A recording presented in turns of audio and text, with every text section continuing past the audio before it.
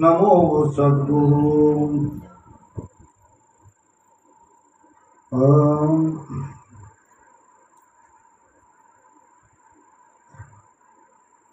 सद्गुरु तुकया दान मूर्ति नमो सद्गुरु भास्कर पूर्ण कीर्ति नमो सद्गुरु भक्त कल्याण मूर्ति नमो सद्गुरु सच्चिदानंद मूर्ति पुंडलीक वरदा विठ्ठल श्री ज्ञानदेव तुकाराम हरिनाथ भगवान की जय। तुकाराम तुकाराम तुकाराम तुकाराम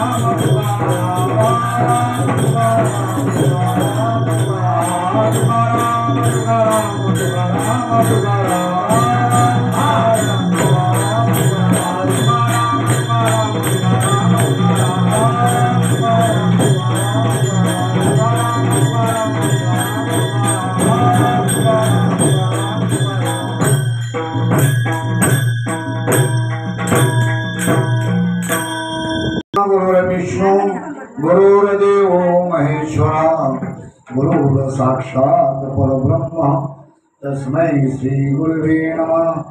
ध्यानमूल गुरुमूर्ति पूजामूलं गुरुपदं मंत्रमूलं गुरुर्वाक्यं मोक्षमूलं गुरुकृपा जयांचे केलिया स्मरण होय सकल विद्येचे अधिकरण तेचे बंधू श्रीचरण श्री गुरूंचे ते नमस्कारो आता माझ्या भावा अंतराय नको पडू देवा आले भागा ते करीतो रे तुझेच नाम मी उच्चारितो दृढ माझे मन आता बांधावी राखून तुका म्हणे वाटे आता नको फुटू देऊ फाटे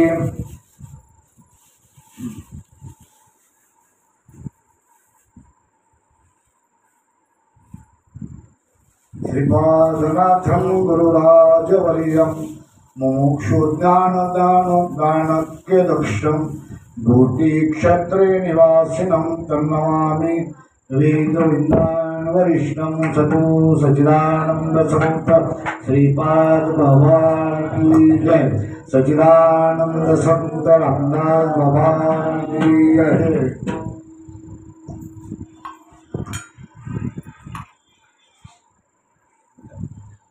जन्म झाल्यानंतर तुकोबांचं 12व्या दिवशी रुक्मिणीच्या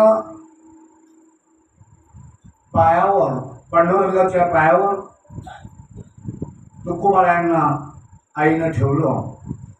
रुक्मिणी मातेनं स्वतःच्या हातानं तुकोबारायांना पाळण्यात घातलं, नाव तुकोबा ठेवलं। त्यानंतर काही दिवस लोटल्याच्या नंतर परत माझ्या गोणाईला दिवस गेले, गोणाई घरोघर राहिली आणि मग परत तिने एक गोंडस मुलाला जन्माला घातलं, त्याचं नाव कान्होबा। पहिला सावजी, दुसरा तुकाराम आणि तिसरा कान्होबा। आणि मुलगा जन्माला आल्याच्या नंतर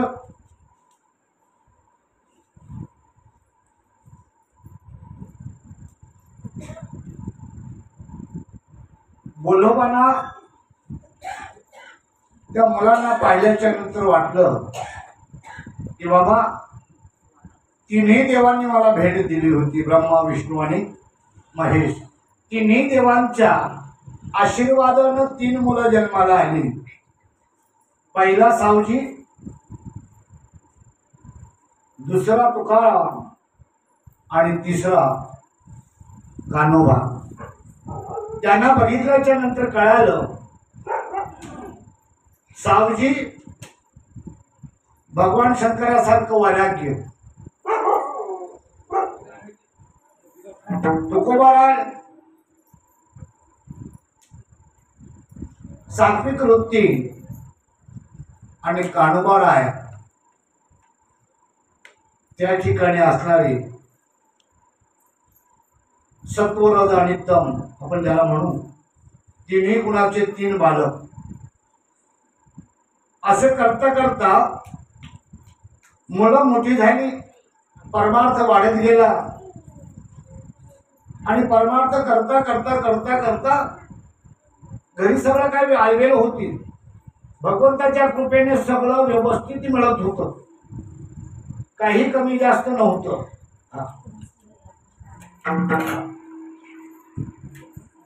सगळ्या गोष्टी प्राप्त होत होत्या। घरामध्ये सावकारकी होती, व्यवस्थितरित्या व्यापार चालू होता बोलोबांचा। आस्ते आस्ते दिवस जसे जसे पुढे निघून गेले त्या त्या पद्धतीनं बोलोबांचं वार्धक्याकडे बोलोबा सरकलेले आहेत। मुलं थोडी जाणती झालेली आहेत आणि मग त्याच काळामध्ये विचार केला मुलांची लग्न केली पाहिजेत। 13व्या वर्षी माझ्या तुकोबारायांचं लग्न झालं। त्याच वेळेला 3घांची लग्न केलेली आहेत, 3 सुना आलेल्या आहेत व्यवस्थितरित्या।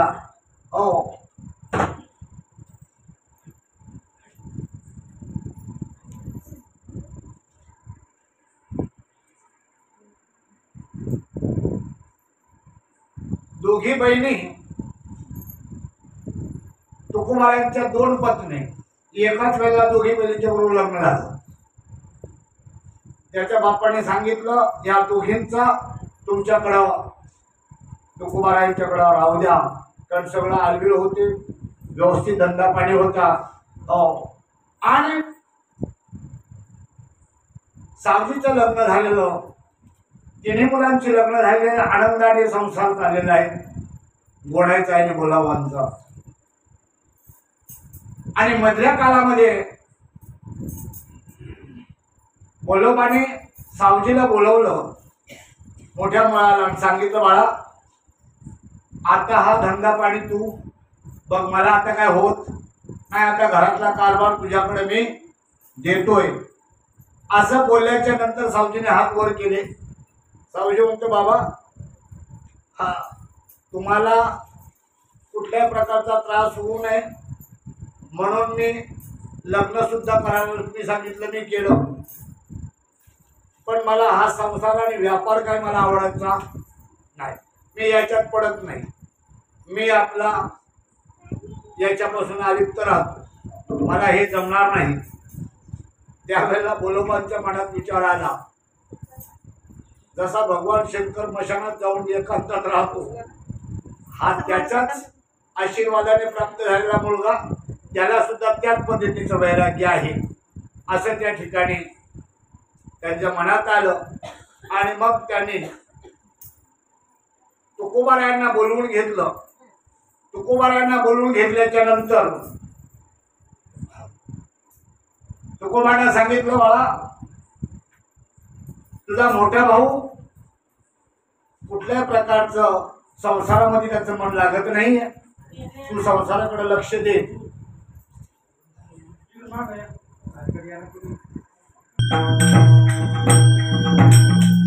तुकोबारायांना बोलवून घेतल्याच्या नंतर सांगितलं, बाळा आता हा प्रपंचाचा सगळं तू पहा, व्यापार धंदा पहा सगळं. त्यांनी विचार केला, आता जे आले आपल्याला ते आपण केलं पाहिजे. आणि त्या पद्धतीनं 13व्या-14व्या वर्षापासून तुकोबारायांना आपला व्यापार बघावा लागला. सगळं व्यवस्थित चाललेलं होतं, व्यापार धंदा सगळं व्यवस्थित चाललेलं. आणि व्यवस्थित चाललेलं असताना त्यात काही दिवस गेले, आनंदात गेले. कारण संसारामध्ये काही वेळेला सुख असं विशेष पद्धतीने मिळत जातं. आणि असा एखादा दिवस येतो तर त्या दिवशी पूर्णपणे संसार कोलमडल्यासारखा आपल्याला वाटायला लागतो. तुकोबारायांच्या जीवनामध्ये तसंच झालं. आणि त्याच काळामध्ये तुकोबारायांच्या वडिलांचं निधन झालं. बोलोबा इहलोकीची यात्रा संपून भगवत त्याच्या स्वरूपामध्ये विलीन झाले. पुढे जाऊन सगळा भार तुकोबारायांच्यावर पडला. आणि असं करत असता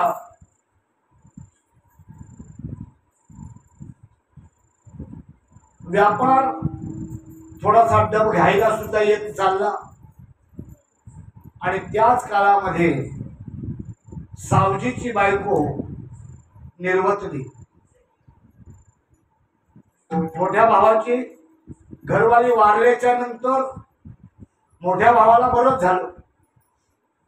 एकतर पहिलेच संसारामध्ये मन लागत नव्हतं, बायकोचा ताण पाठीमागं होता, बायको बरोबर होती म्हणून घर सोडलं नव्हतं. जसं बायको निवृत्त तर त्याने तुकोबाराने सांगितलं, भावा मी आता निघालो, मला थांबायचं नाही. बद्रीनाथ, केदारनाथ जिथे जिथे मिळेल त्या क्षेत्रामध्ये ते निघून गेले. त्याच्यानंतर त्यांनी परत येण्याचा विचार सुद्धा केला नाही. परत याच्यासाठी आलेने तुकोबार विचार करतात, कमीत कमी बायको घरी असती तर भाऊ तिच्या नादानं का होईना घरी आला असता. पण भाऊ सुद्धा आला नाही. आणि मग तुकोबारांच्यावर सगळी जबाबदारी पडल्याच्या नंतर व्यापाराला लागले. आणि काही काळ लोटत गेला.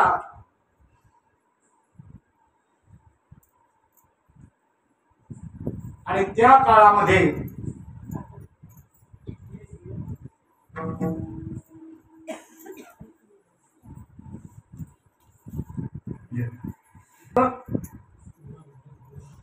भाऊ निघून गेल्याच्या नंतर, धंदा आपल्या अंगावर पडल्याच्या नंतर वृत्ती सतत भजनामध्ये असायची. आणि एक दिवस विचार करतात, धंदा करत असताना कसा करावा, त्याचं उत्तर त्याने दिलंय. जोडून धन उत्तम व्यवहारी,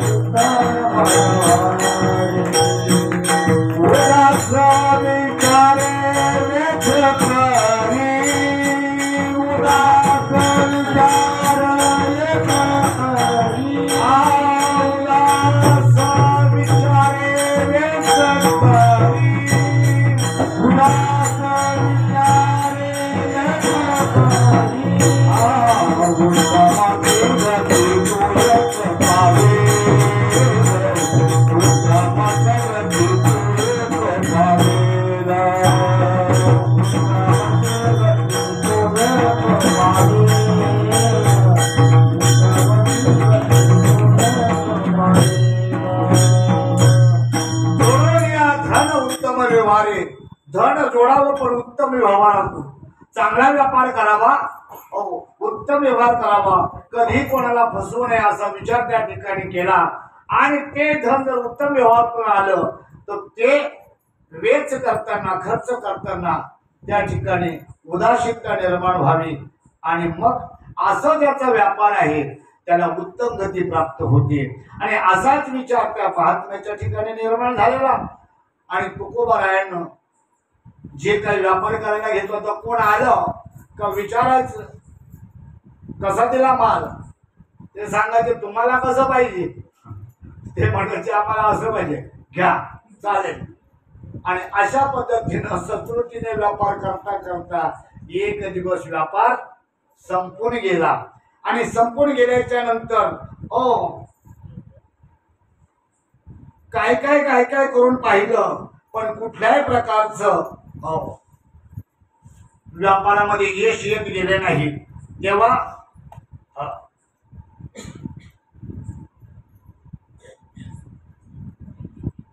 काही मित्र परिवाराचे लोक होते, काही आजूबाजूचे शेजारी होते. त्याने सांगितलं, तुकोबा तुला हे जमायचं नाही, तू एक काम कर, त्या विठोबाचं भजन तू करतोय ना, त्याचं असं होतं, तू तेवढं जर भजन सोडलं तुझा व्यापार व्यवस्थित चालेल.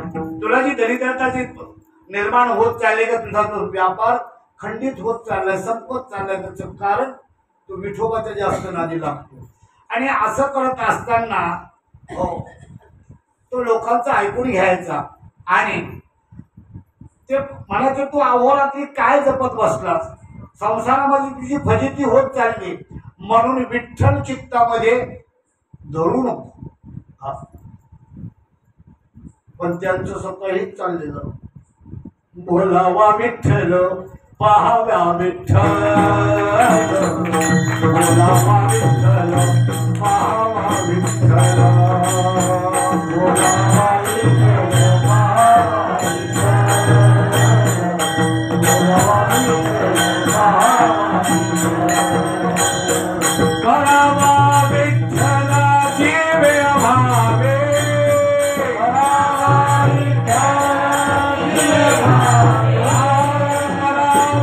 विठ्ठल जीवे भावे, भावे सुषमान झाले हवारी येणे सुषमान झाले हवारी येणे सुषमान झाले हवारी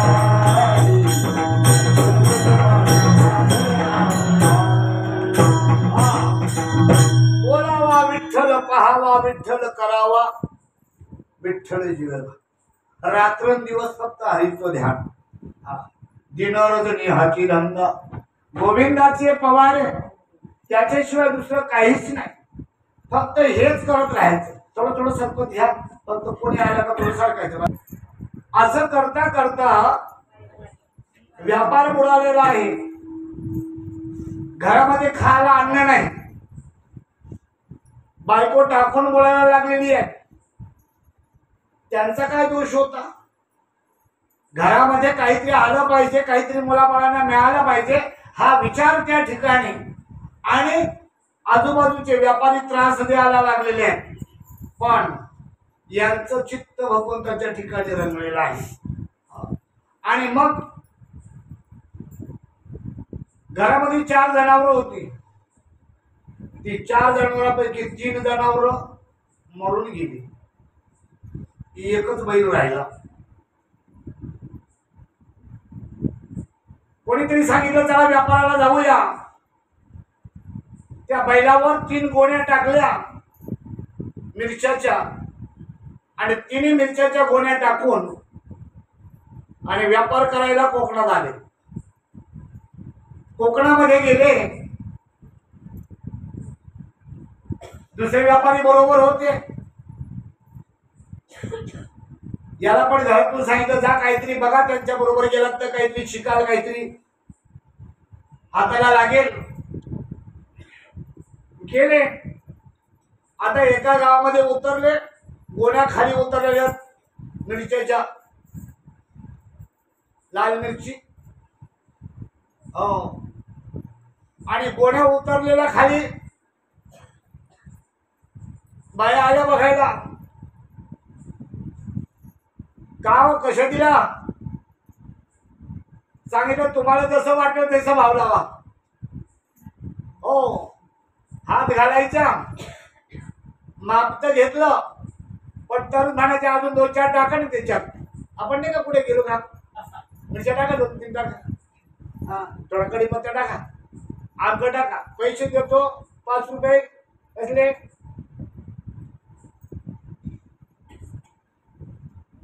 काय म्हणतात त्याला तुम्ही कोथिंबीरची पण कढीपत्ता अद्रक मिरची त्याच्यात टाकून घ्यायची बायना जास्त खोड असते आणि बघा तुम्ही काही ना काहीतरी भाव केल्याशिवाय बाई कधीच काय घेत नाही बघा बोलले कधी तुम्ही असं कधी आमच्या पुरुष लोकांचं तसं नाही आम्ही लोक काय करतो माहितीये का 3 रुपयाची वस्तू असली ना आणि आम्हाला वाटलं हे बरं आहे म्हातारं काम करतोय आपलं 5 रुपये दिले का बाबा राहू द्या तुमच्याकडं बोलतो ना आपण पुरुष माणसाचा गुण आहे बरं करतो पण यांना काय माहितीये का नवऱ्याकडून घेतलेल्या भाजीचे पैसे त्याच्यातून काही ना काहीतरी बाजूला करतो हा ते काय नवऱ्यासाठी करत नाही त्या स्वतःसाठी करत हा आणि त्या बाया हात घालून घ्यायच्या त्या मिरच्या आणि मग काय या दोघी जणी परत गावात गेल्या तुकाबाणी आलाय ते चांगला माणूस आहे म्हणे भाव पण चांगला लावतो आणि हात पण जरा मोकळा आहे हात मोकळा मग तशी झुंडच आली गावामधून 2 गोणी असे ते गेल्याच्या नंतर 1 गोणी राहिली होती कोणी काय द्यायचे तांदूळ द्यायचे काय द्यायचं ते दिलं पैसे काय कोणी दिले कोणी नाही दिले कोणी तसंच इकडे घेता घेता दुसऱ्याने तसंच घेऊन गेला हे सगळं झालं 2 गोण्या संपून गेल्या तुकोबा राहायच्या आणि यांचं फक्त एकच हा घ्या घ्या घ्या हा घ्या घ्या घ्या बरं का आणि आनंदी वृत्ती आहे भगवंताचं नामस्मरण चालू आहे आणि असं करत असताना 1 गोणी शिल्लक राहिली त्या गावातला एक कंजूस त्या ठिकाणी आला आणि म्हणे का रे कशी दिला म्हणलं सावकार तुम्हाला जसं पाहिजे तसे घ्या, बरं की नाही. त्याने सांगितलं का मी अख्खी गोणी घेऊन जातो पण आता पैसे नाही आहेत. त्याने सांगितलं चालेल नंतर द्या, बरं का. त्याने घेतली गोणीने गेला. आता गेल्याच्या नंतर आता 3 गोणी मिरची विकल्याच्या नंतर याच्याकडे थोडासा सुद्धा पैका नाहीये, बरं का. आणि मग नामस्मरण चालू आहे, पांडुरंगाला काळजी पडली, आता करावं काय. याचं तर मालच लुटून गेला लोकांनी. हो, परवा दिवशी मी पाहिलं एक ठिकाणी डिझेलचा टँकर उलटपलटी झाला होता. आता त्या लोकांना वाचवायच्या ऐवजी लोक हे भरून डिझेल भरून देते, त्या हे घेऊन घेऊन देते. लोकांची सवय आहे मेलेल्या माणसाच्या टाळूवरचं लोणी असं काढून घेतली खरडून. एवढी लोक कंजूस आहे, लय हिताचं करतात. पांडुरंगाला काळजी पडली. पांडुरंगाने विचार केला काय करावा. आता हा तुझ्या तरफ हो घरी बायका पोरं उपाशी मरायला लागले ना, असा उधार झाला इकडं. आणि मग पांडुरंगानं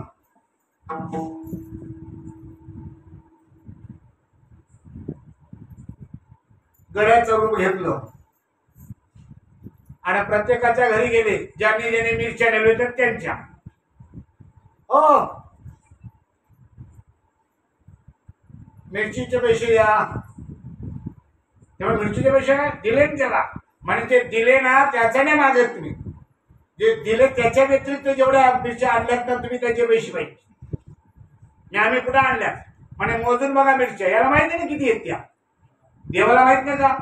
हा, अंतरीचे बीज दाणे कळवळा, तो आतलं सगळं माहिती त्याला, कोण काय करतो कोण काय करतो. भगवंताची नजर अशी असे तो मग तो पहिलं धडी देखे.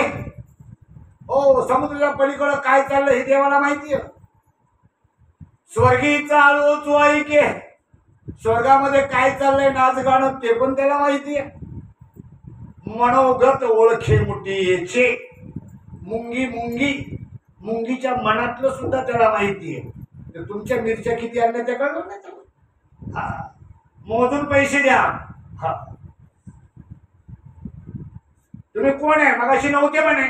म्हणे नाही मी बाहेर गेलो होतो, मालक आले होते पुढे, मी नंतर आलोय. पैसे द्या. काढून घेतले पैसे, बरं, सगळ्यांचे पैसे गोळा केले आणि जो गोणी घेऊन गेला तर त्याच्या घरी गेले. सावकार पैसे द्या. अहो म्हणे तो माझा दोस्त आहे, त्याने मला अशाच मिरच्या दिल्या म्हणे. तो म्हणतो तो तुक्यावाणी माझा दोस्त आहे म्हणे. अरे म्हणे दोस्त असलं तर मुठभर देईल फोडणी पुरता आहे ना. एक कोणी मिरच्या देतो काय तो, बरं की नाही. म्हणे पैसे घाला.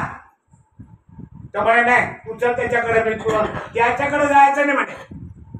मला पैसे आणायला पाठवले, माझी नोकरी खतऱ्यामध्ये टाकू नका, तुम्ही पैसे आता जाता काढा. आणि कसा माणूस मी पैसे देत नाही जा. तिथला दोर घेतला त्यांनी काढून त्याच्या घरातला आणि कडीला बांधला, वरच्या गळ्यात बांधला. फाशीत घेऊन मरतो म्हणे ते. पैसे दे नाही तर मरतो इथं. तो चक्रावला. लोक झाले गोळा. लोक काय झालं काय झालं. अहो म्हणे आमच्या मालकाच्या मिरच्या आणल्या आणि पैसे देते, पैसे मागायला लागलो दादागिरी करतो, त्यापेक्षा मी जीवच देतो म्हणे. लोक म्हणायला लागले अरे काय तो माणूस जीव देईल का, येणार आहे तो. हा, पैसे देऊन टाक त्याचे. ऐकतच नाही. लोकांनी घेऊन बदलला धरून त्याला व्यापाऱ्याला. पैसे काढून घेतले, दिले याच्या हातात, बरं की नाही. आणि पैसे गोळा केले आणि आणून तुकोबाकडे देऊन टाकले त्यांनी. अहो त्या लोकांनी पैसे दिले होते ते माझ्याकडे दिले, आम्ही गावातला माणूस आहे, देऊन टाकले पैसे आणि गेले निघून. हे निघाले रस्त्यामध्ये, व्यापार निघाले रस्त्यात. रस्त्यात निघाल्याच्या नंतर पैसे जवळ आहेत. रस्त्यात जाता जाता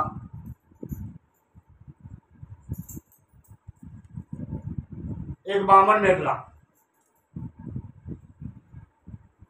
ते सगळे व्यापारी बरोबर होते. तो बाबा म्हणे बऱ्याच दिवसापासून माझ्या घरी अडचण आहे, मला खोट्या आरोपामध्ये जेलमध्ये जावं लागलं, तिकडनं आलोय, आता घरी पैसा अडका नाहीये, काहीतरी द्या. यांनी सगळं द्यायला देऊन टाकलं. भाऊ घ्या. नुसतं दिलं नाही, ते व्यापाऱ्याने म्हटलं तुम्ही चला मी येतो. तो बामण बोलतो चला माझ्या घरी. तिथं गेलं, दुसरं बामण होते त्यांना पण बोलवलंय आणि त्यांना जेवायला घातले. बरं, आणि जेवायला घातल्याच्या नंतर त्याने फक्त आशीर्वाद दिला. बरं, आशीर्वाद दिला तर तुझं कल्याण होऊ दे. आता याचं कल्याण होऊ दे, आशीर्वाद दे, पण तिकडं बायका पोरं उपाशी आहेत. आणि मग तसा ते निघाला, आले घरी, काहीच मिळालं नाही, व्यापारामध्ये सगळं संपलेलं आहे. घरी आल्याच्या नंतर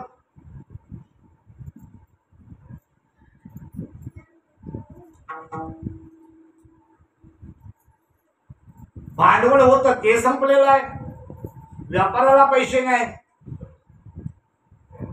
बायको जिजाई, दुसरी बायको छोटी, तिचं नाव आवली. ती थोडीशी समजदार पण होती, गजार होती पण समजदार होती.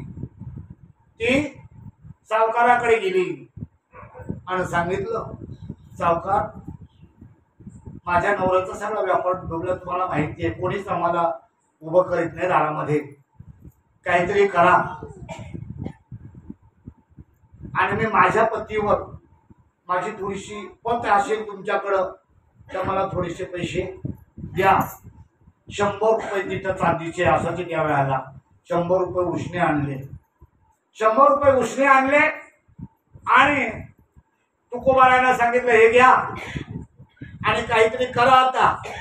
पण आता तुम्हाला सांगून ठेवते, या मुद्दलामध्ये गडबड करू नका, नाहीतर माझी गाठ आहे आणि तुम्हाला तर पक्का माहिती नाही कशी येते.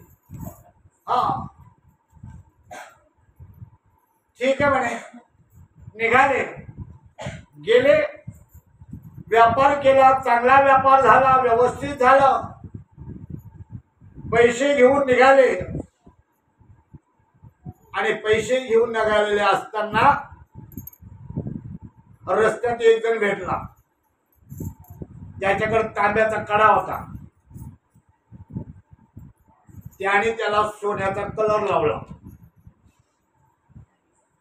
आणि तुकोबाराने भेटला, म्हणे भाऊ माझ्याकडे पैसे नाहीये, हा सोन्याचा कडा आहे, तेवढा घ्या, मला अडचण आहे पैशाची, काही करा तुम्ही, पाया पडतो, अंक करतो, ठप होता तो.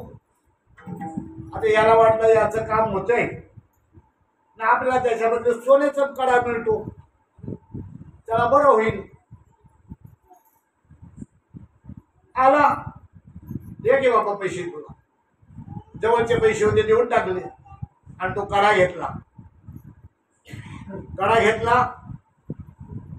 आणि आला. व्यापाऱ्याने म्हणे हे घ्या तुमचे पैसे, याच्यातून कापून मला काय असेल ते द्या. त्याने तपासून पाहिलं, म्हटलं अरे येणं झालं का तू क्या? अरे तो पितळेचा आहे तो. अशा पद्धतीनं सगळं डुबत डुबत गेलं. आणि मग एक दिवस परत निघाले बाहेर आणि भगवंताने एक विचार केला, काहीतरी कुटुंबासाठी केलं पाहिजे. हा माझ्या याच्यामध्ये गुंतलाय.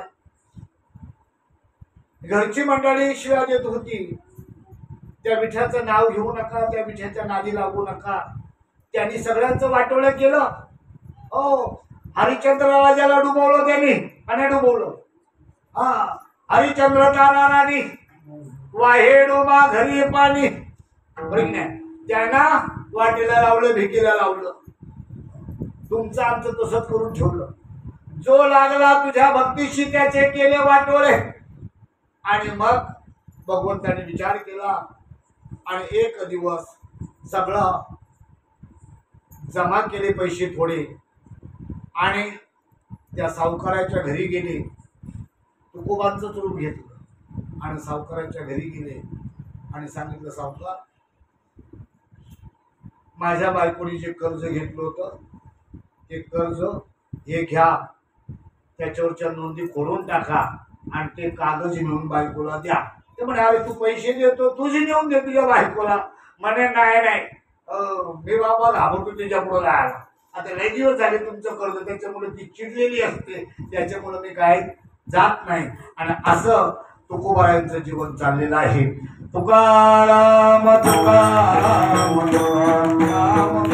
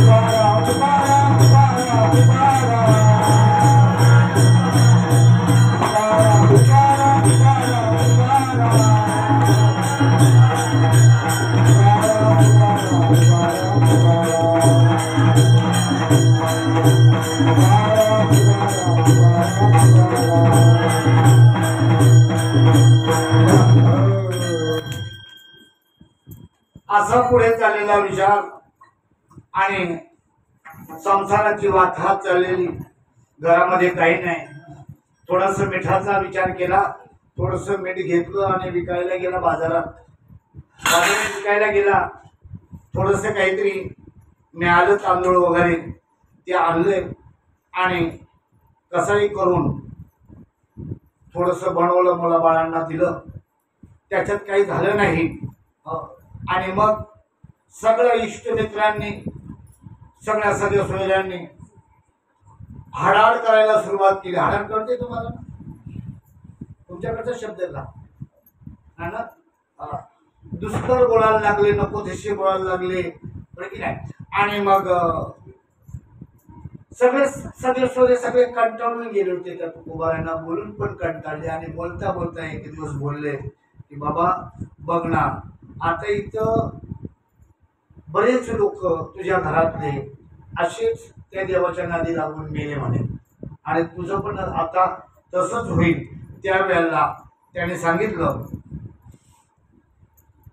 की, बाबा मी भजन करतो म्हणून मला त्रास होतो, आणि जे भजन करत नाही ते मरत नाही का? जे भजन करत नाही ते मरत नाहीत का? असं काही नाही. होणार जाणार न चुके कल्पंती, वाहुगीचं कुंथाकुंथी करून या काय, जे होणार आहे ते होणार. कारण प्रारब्धची वाढे धन, प्रारब्धची वाढे मान, आणि देह तो प्रारब्ध असेल. आपल्या नशिबात जसं असेल तसं लिहिलेलं असेल ते तसंच घडणार आहे. मग काय करायचं?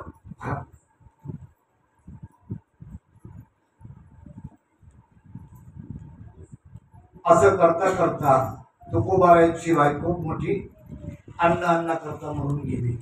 तिला दमा पण होता, आजारी होती, पण अन्न मिळालं नाही आणि ती मरून गेली. आणि मग लाज वाटायला लागली तुकोबारायांना.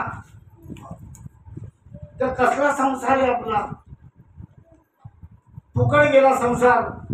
सगळे सोयरे गावातले लोक नको नको ते बोलायला लागलेत. हो,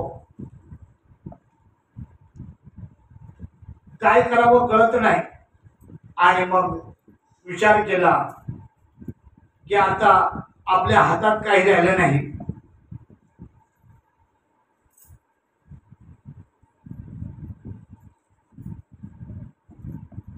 बायकोला सांगितलं, मी आता जरा थोडस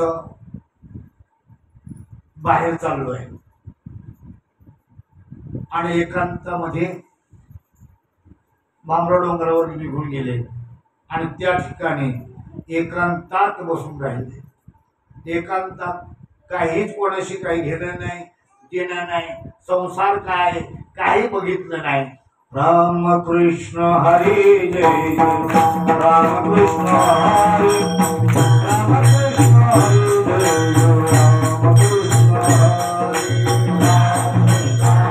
जय जय, रामकृष्ण हरी, रामकृष्ण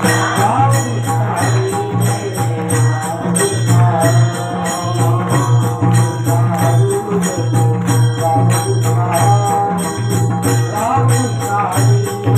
जय, रामकृष्ण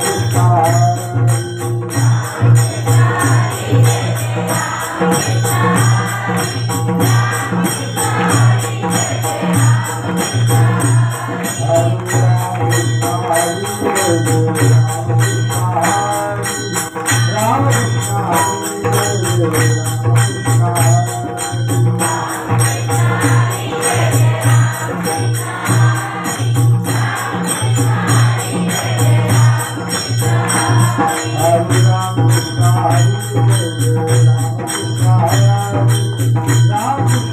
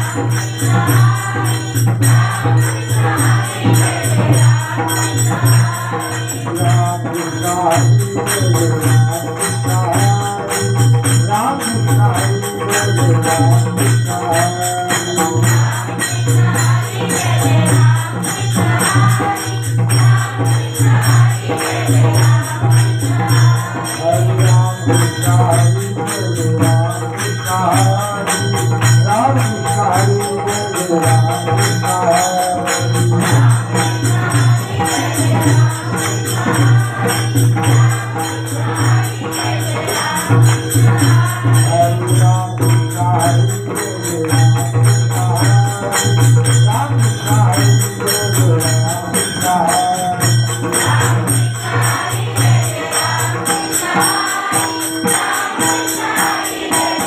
Thank you.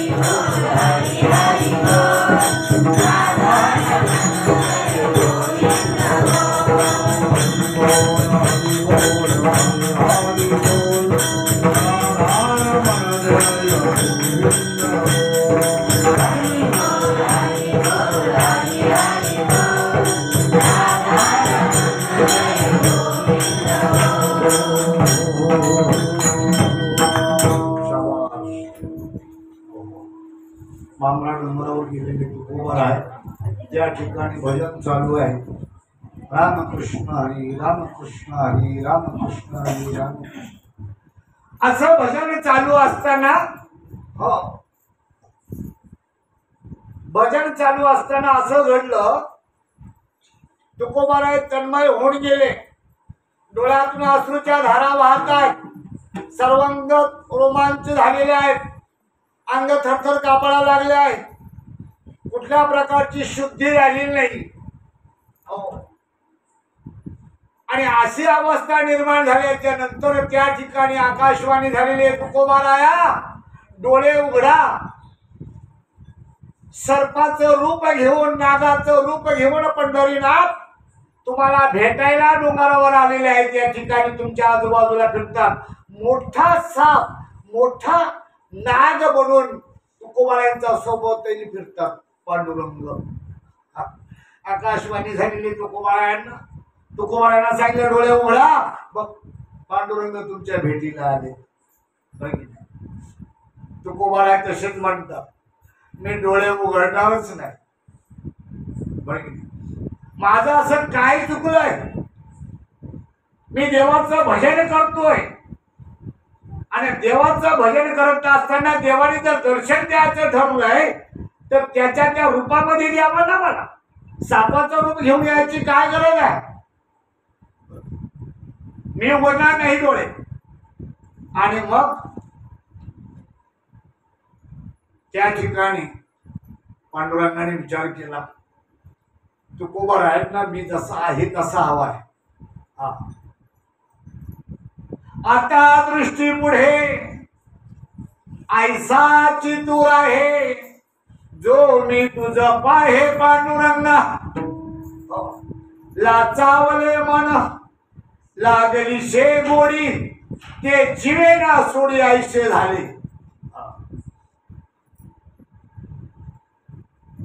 जसं आईपासून लेकरू बाजूला झालं,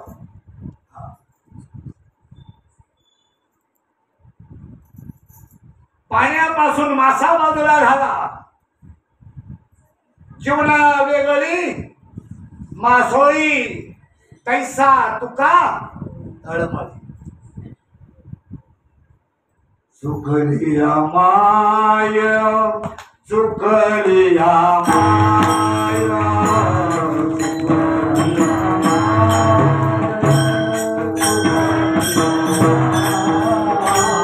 सुखलिया माय सुखलिया माय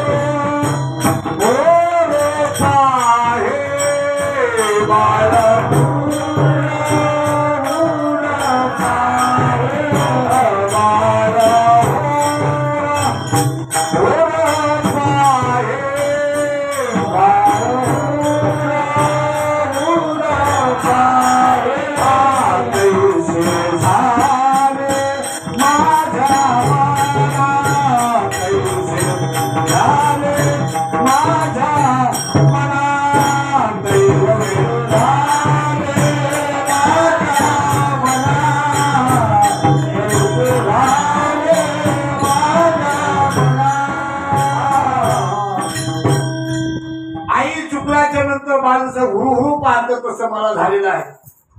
केव्हा भेटशी केशवा. आणि मग त्यावेळेला आवाज दिला पांडुरंगाने, तुकोबा डोळे उघड, मी आलोय.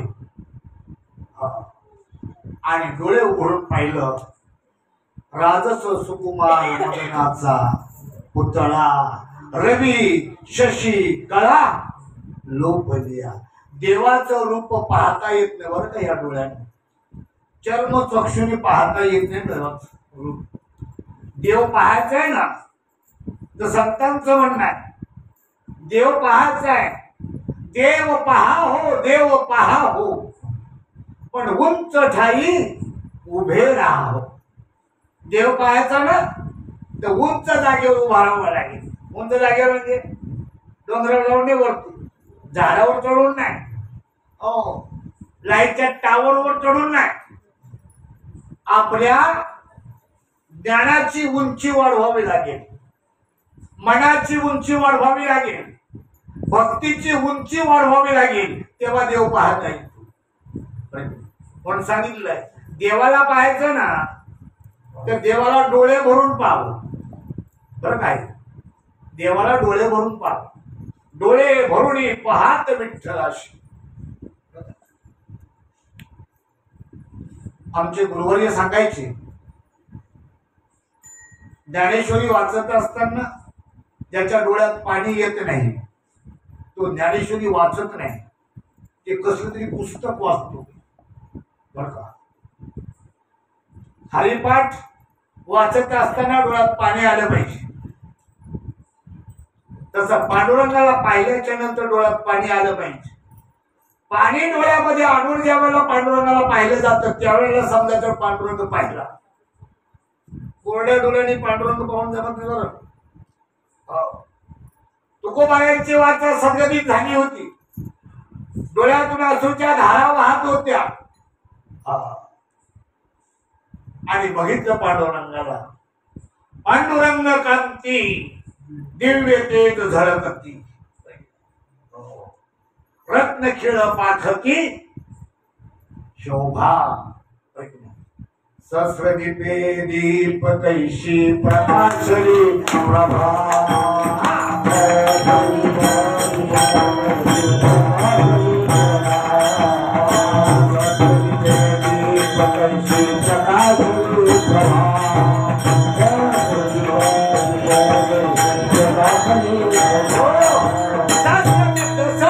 एकाच वेळेला हजारो सूर्य उगवल्याच्या नंतर किती प्रकाश पडेल? एकाच वेळेला 1000 सूर्य उगवले. आता एक सूर्य उगवला तर किती प्रकाश पडतो? असे 1000 सूर्य उगवल्याच्या नंतर किती प्रकाश पडतो? ज्या वेळेला आपण अंतःकरणामध्ये नामाचं चिंतन करतोय ना, ज्या वेळेला आपण अंतःकरणामध्ये नामाचं चिंतन करतोय त्याच वेळेला आपल्या अंतःकरणामध्ये ज्ञानाचा प्रकाश पडतो. असाच प्रकाश पडतो आणि तो प्रकाश आपल्याला पाहवत नाही एवढा प्रकाश येतो.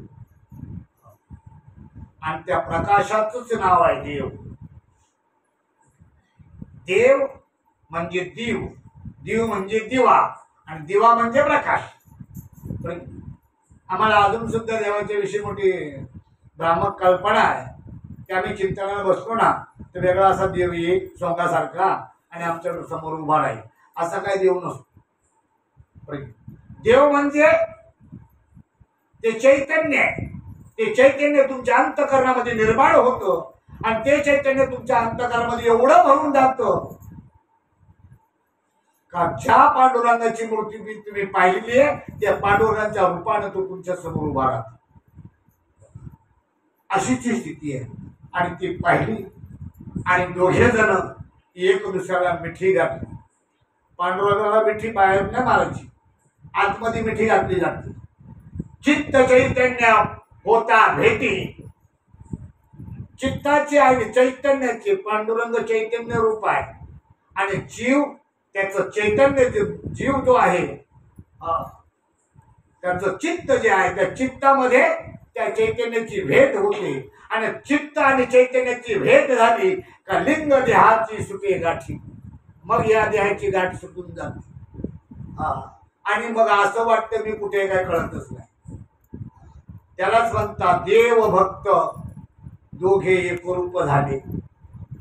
देव आणि भक्त त्याच ठिकाणी आपल्याच देहामध्ये देवाला मिठी घातली जाते आणि देवाला मिठी घातल्याचं लक्षण आहे का तो भक्त ढसढसा रडायला लागतो. मग आपण म्हणतो हे कशाला रडतात? तो काही लोक म्हणतात हे लोक कशाला रडतात? येड्यात त्याला देव आत भेटलाय, बाहेर तुला तो दिसत नाही. कसं मोठ्याने दाखवू तुला रे, कसं मोठ्याने दाखवू तुला,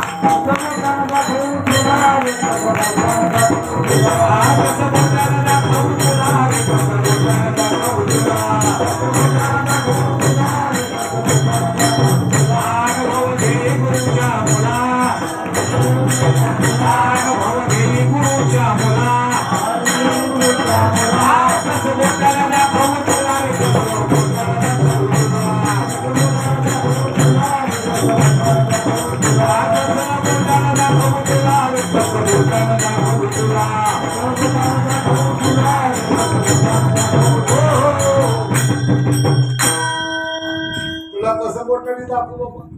ती बोटाने दाखवण्याची वस्तू नाही, हो ती अनुभवण्याची वस्तू. आणि तो अनुभव जो आला आपल्याला तो मग आपल्याला जगाला सांगता येतो. अनुभव आले अंगा ते या जगात येताशे. आणि अनुभवाशिवाय परमार्थ सांगणं म्हणजे नुसता खोट्या खोट्या गप्पा गोष्टीचा कार्यक्रम करणं.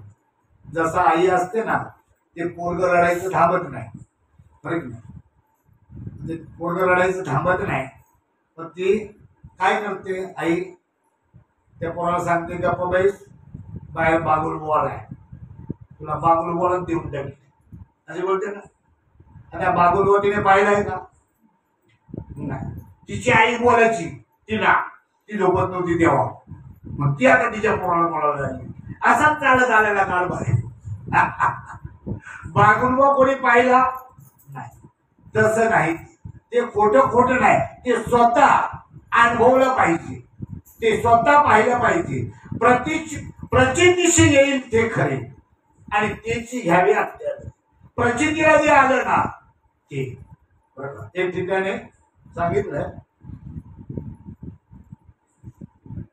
एक जण म्हणत होता तुम्ही नामाचं चिंतन करता तर मग हे कसं काय होतं. सांगितलं ते काय सांगता येत आणि ते दाखवता पण येत नाही, ते घेतल्याशिवाय कळणार नाही. मी बाजारात गेलो होतो,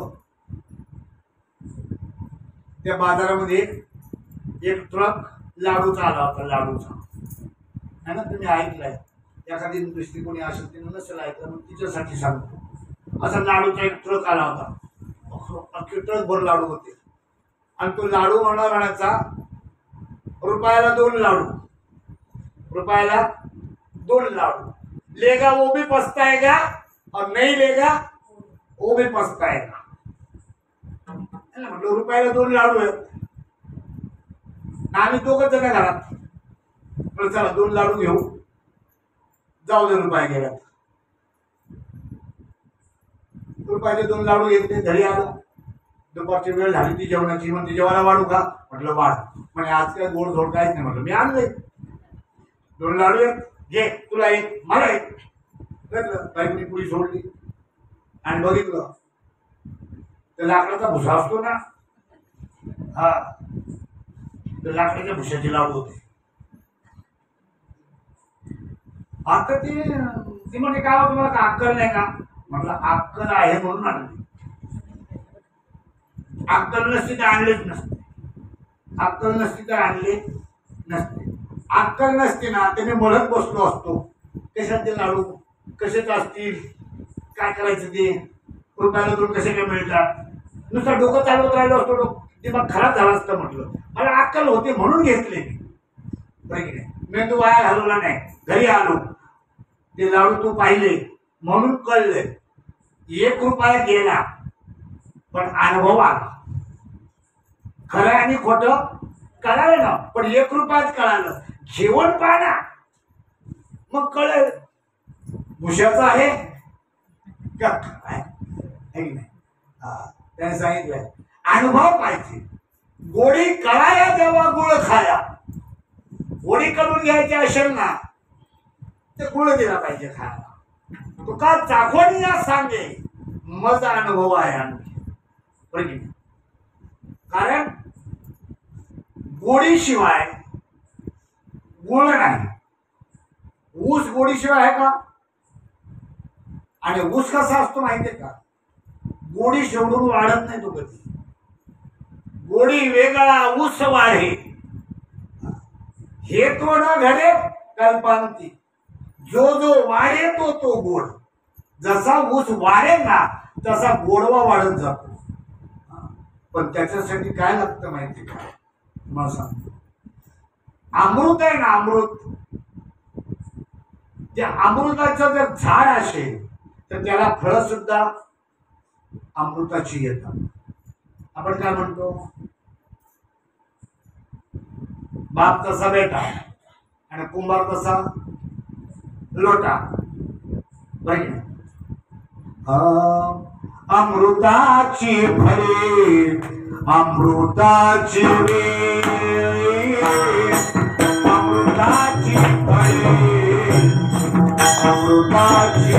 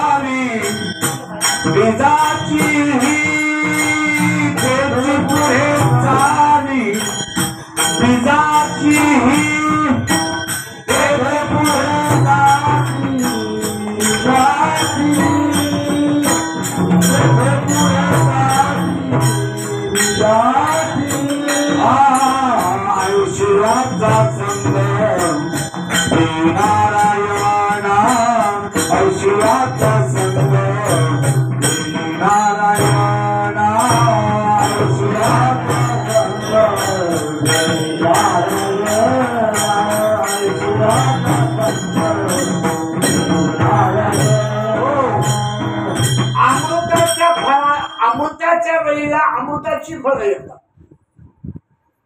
तुकोबाराय म्हणतात, ऐशियाचा संग देई नारायणा, ओळावा वचना दयाची, ज्याच्या बोलण्यासाठी नरमपणा आहे, ओळावा आहे, प्रेम आहे, अशांचा मला संग दे. त्यांची भगवंताची आणि तुकोबारायांची भेट चाललेली आहे. आणि त्या भेटीमध्ये कोठे या सृचिया धारा, कोठे रोमांच शरीरा, ते या पंढरीशी घरे खरा पाझरा.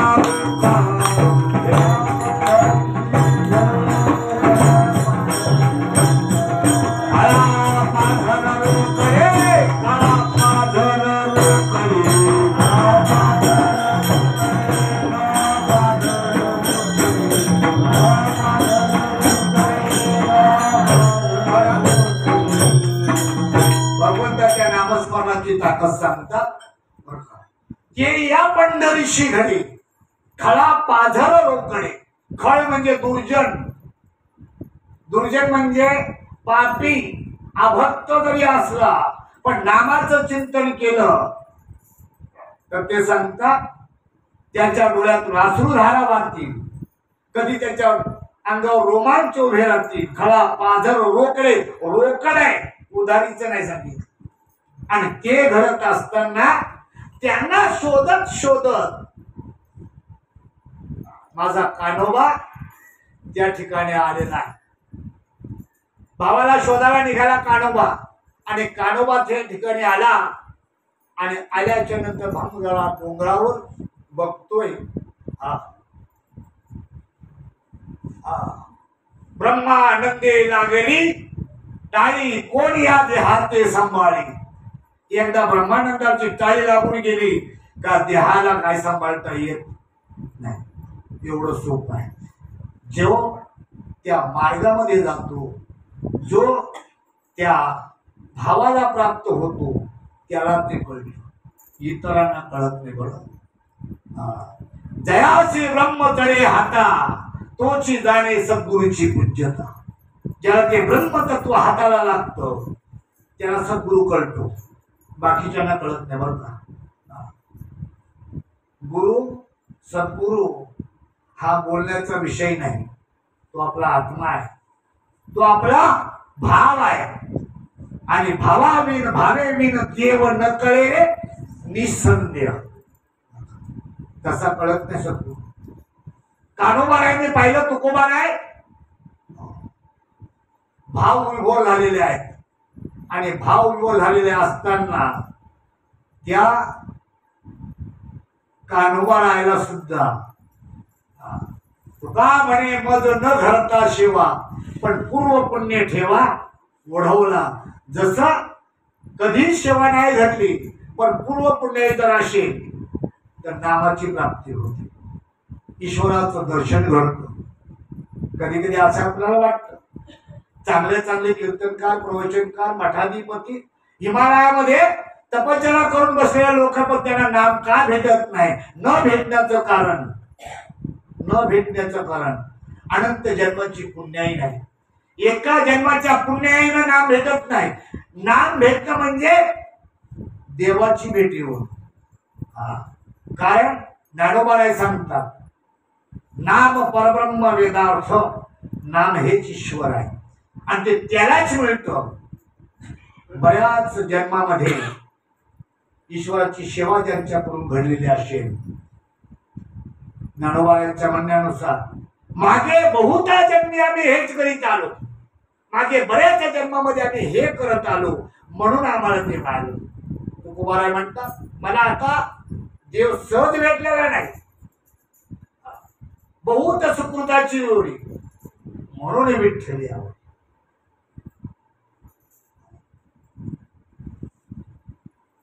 बहुत जन्म अंती जन्मनाशी नरा आणि देव तो सोयीना करिया.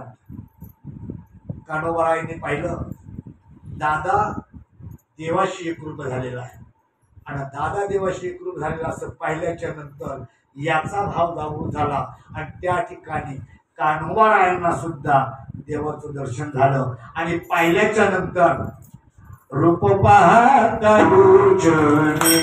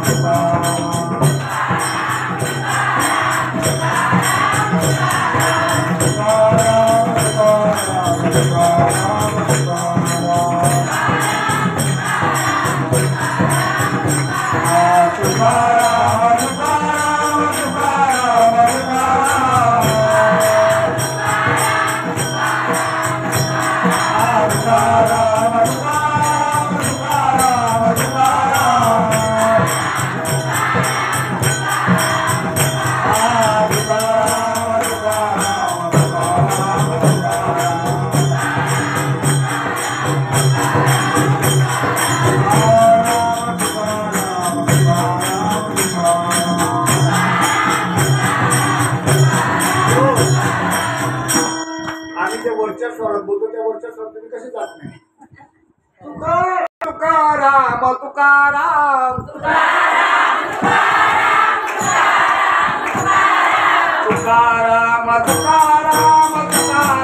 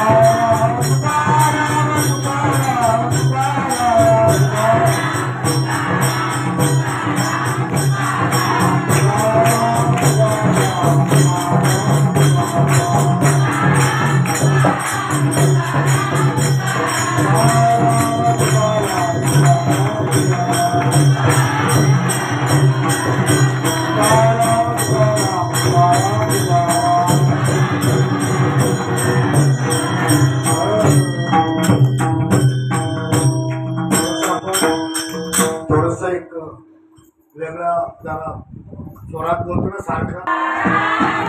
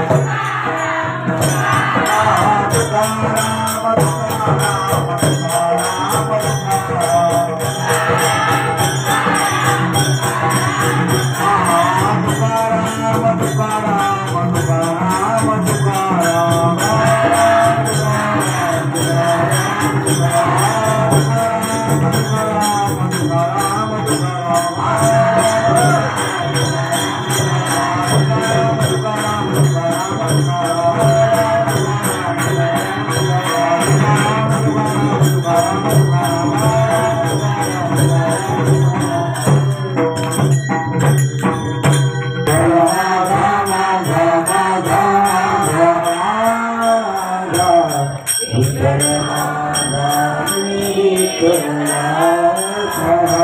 विठ्ठल माझा माझा माझा माझा माझा विठ्ठल माझा मी विठ्ठलाचा विठ्ठल माझा माझा माझा माझा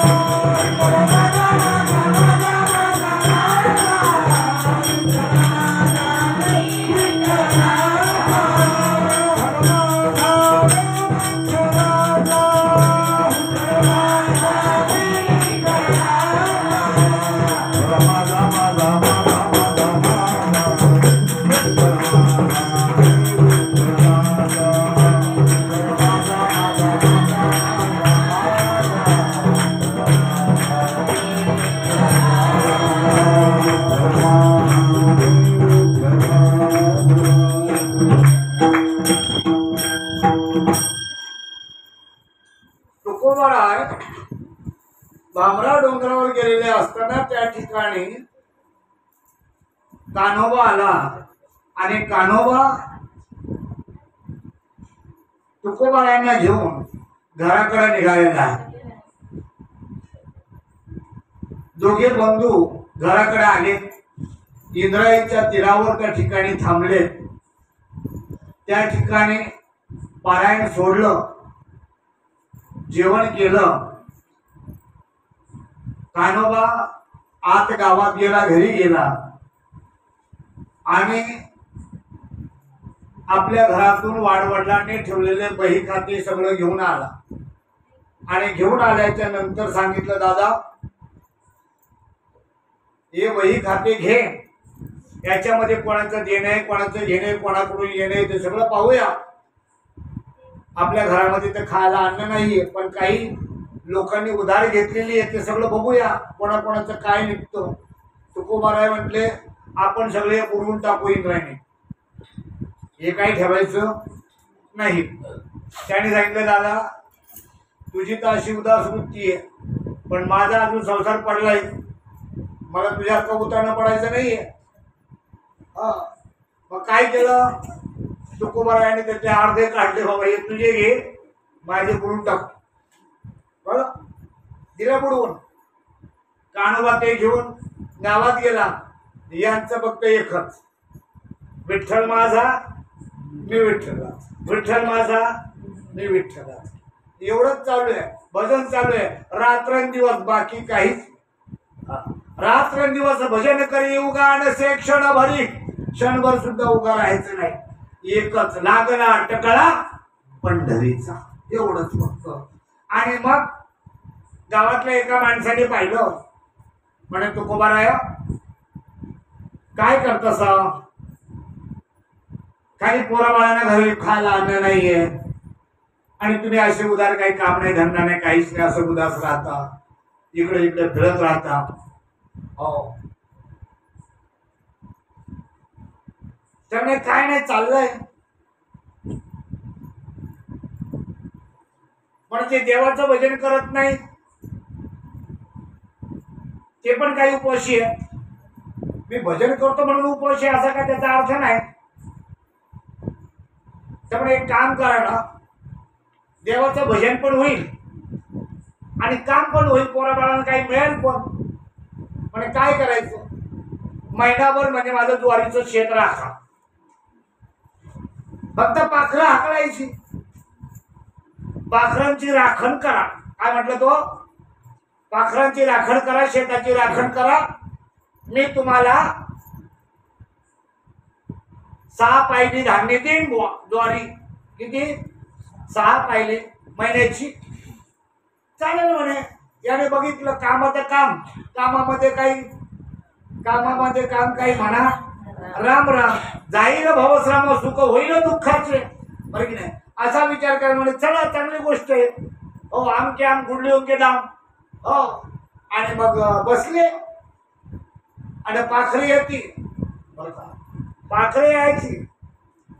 पण त्याने सांगितलं पाखरं आली ना की ती बसायची त्या कणसांच्या वरती. कणस लागली ती चांगली, तर पोरी कणस आली, बसली पाखरं.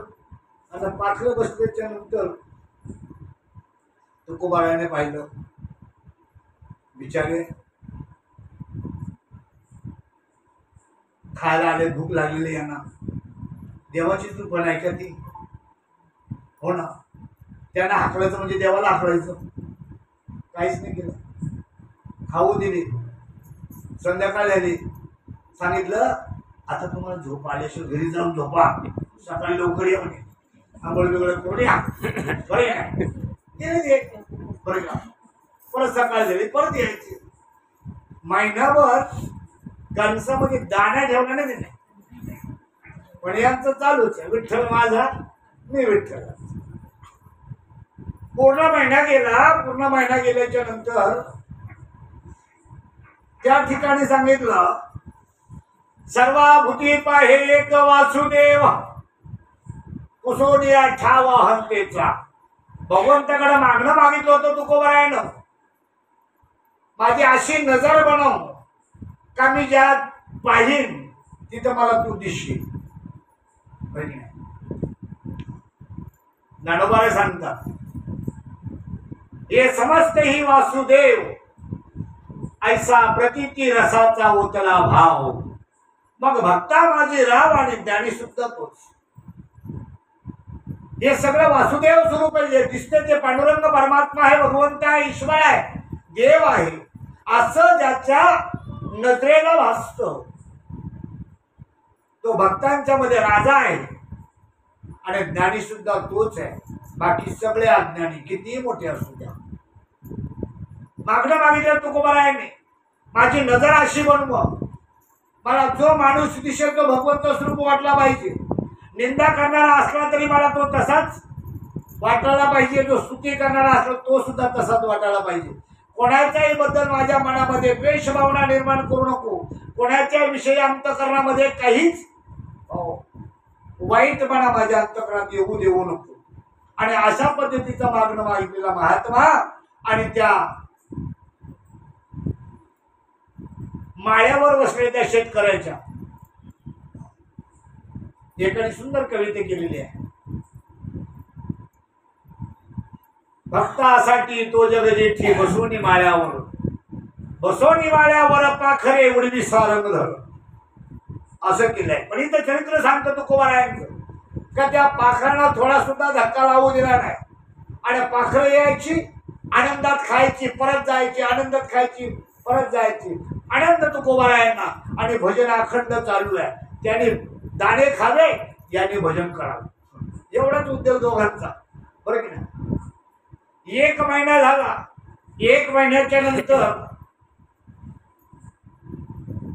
तो शेतकरी आला. तो बघा आता काय हालचाल आहे आपल्या शेताची. माणूस तर बसवले आपण. आले, दाही दिशेला जाऊन पाहिलं, पण एका कणसामध्ये एखादा दाणा दिसावा त्याला, दिसलाच नाही. आनंद झाला त्याला. आनंद जसं तुम्हाला झाला असेल तेव्हा तुम्हाला जर आनंद होतो असेल अशा गोष्टीमध्ये, तर त्याला सुद्धा आनंद झाला असेल. नाही ना. जसा जसा त्या कणसातला दाणा त्याला दिसत नव्हता तसा तसा एका दाण्याने त्याचा पारा चढत होता. तसाच आला मंडळाला धरलं, खेचलं तुकोबा आहे ना. अरे काय दिसत नाही का मूर्ख माणसा, मी तुला कशासाठी बसवलं होतं? तुला फुकट धान्य द्यायचं का? माझा एक दाणा तरी माझ्या घरात येईल का? असं म्हणून त्याला तो निघून गेला. तुकोबा आहे काहीच नाही, काहीच नाही म्हणलंच नाही काय. कोणी निंदा, कोणी आमचा सोयीताचा धंदा. आणि मग त्या पद्धतीनं बसलेले असताना तो गावामध्ये त्याने पंचायत बसवली. पंचायत बसवली, तुकोबाराने तिथं बोलवलं. सरपंचाने विचारलं काय झालं? आणि काय नाही, मी या माणसाला काही मजुरी देऊन तिथं बसवलं होतं आणि ठरलेलं आमचं लिहून घेतलंय मी. त्याचं 100 रुपयाच्या स्टॅम्प पेपरवर लिहिलेलं आहे का एवढं एवढं धान्य तुला देईन, बाकीचे मी घेईन. म्हणे बरोबर आहे, बघितलं, ठीक आहे. मग आता काय? त्यामुळे त्या शेतामध्ये एका कणसामध्ये एक दाणा सुद्धा नाही. काय करायचं? बरं बंद कर. कळलं? आणि मग त्याने सांगितलं, सरपंच म्हटले किती येत होता उतारा तुम्हाला? तर म्हणे एवढा एवढा उतारा येत होता. बरं का? असं का? म्हणे हो. 5 खंडी का 7 खंडी काय सांगितलं त्याने. ठीक आहे म्हणे. तुकोबार आहे, हे सगळं भरून द्यावं लागेल तुम्हाला, तशी आज्ञा. ठीक आहे, झालं बुवा. सगळं ठरलं पंचायतच्या समोर. आणि पंचांना म्हटले लोक, अरे कमीत कमी हा माणूस बोलतोय, पण तुम्ही तरी जाऊन पहा पंच पाठवले शेतामध्ये, खरोखरच खाल्लंय का शेत? असाच बोलतो, त्याला काही द्यावं लागेल म्हणून. ते गेले शेतात. पंच घुसले, काना कोपरा बघितला, पण एकाही कणसातला एक पण दाणा पक्ष्याने खाल्लेला नव्हता. कळलं? एक पण दाणा कणसातला पाखरांनी खाल्लेला नव्हता. काही पाहिला. म्हटलं कसला माणूस हा, भगवान भक्ताला नावं ठेवतो. त्याला काय द्यायचं होतं ते ठरले, ते देण्याच्यासाठी एवढं हे करायचं का? खालच्या बाजूला जायचं का? आणलं कापून धान्य, धान्य कापून आणलं, मोजलं धान्य 17 खंडी भरलं. किती? 17 खंडी भरलं. पंच होते, पंचाने त्याचं जेवढा उतारायचं होतं तेवढा त्याला दिला. आणि बाकी म्हटलं तुकोबार आहे, हे घेऊन जा. नको बाबा, मला दुसऱ्याच नको, मला माझं ठरलेलं द्या फक्त. ते पण द्यायचं असेल तर द्या, पण नको. शेवटी नाहीच घेतलं. त्याला म्हणतात अनपेक्षित लक्ष. कुठल्याही प्रकारची अपेक्षा ज्याच्याकडे नाही, भगवंत त्याच्यावर प्रेम करतात.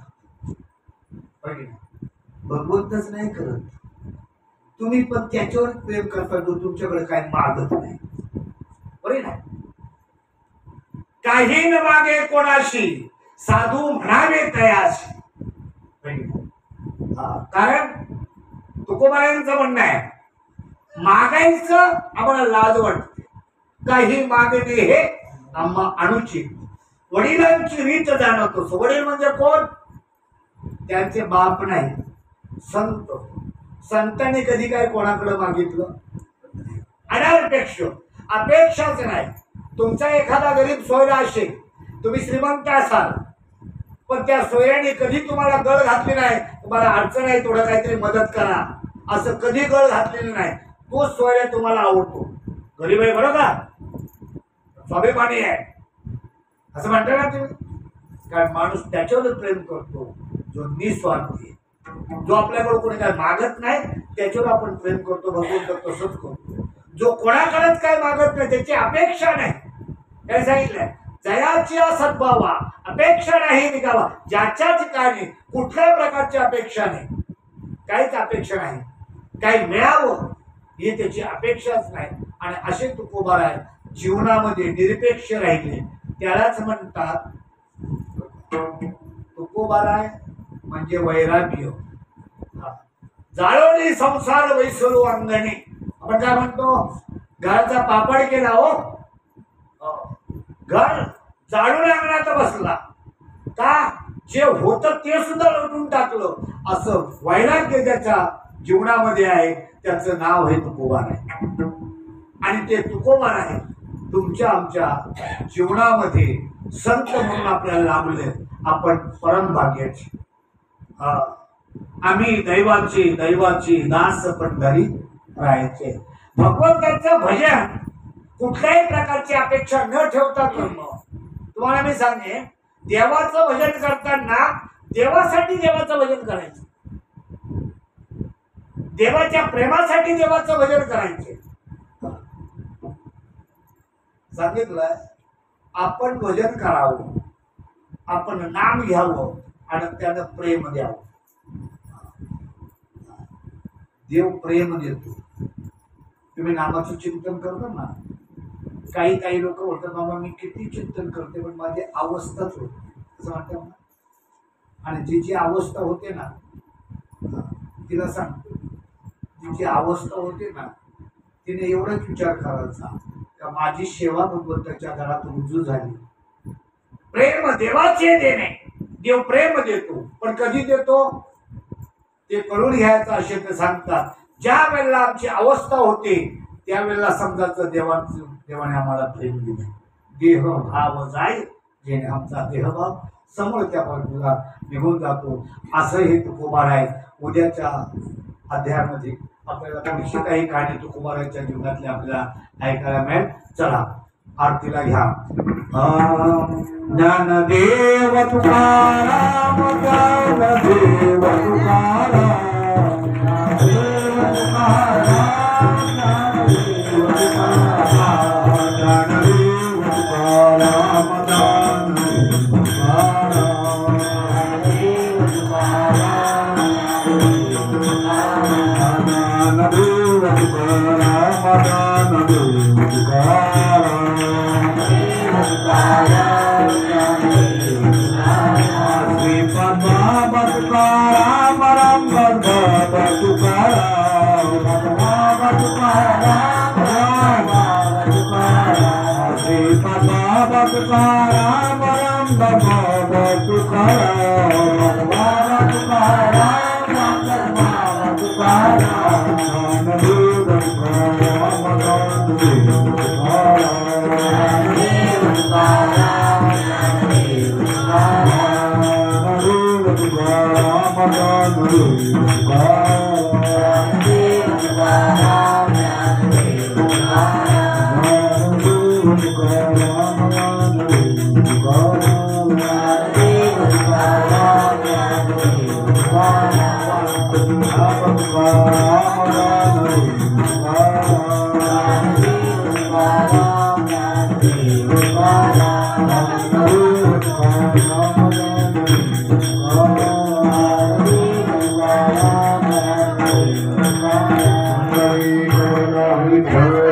ज्ञानदेव पंढरीनाथ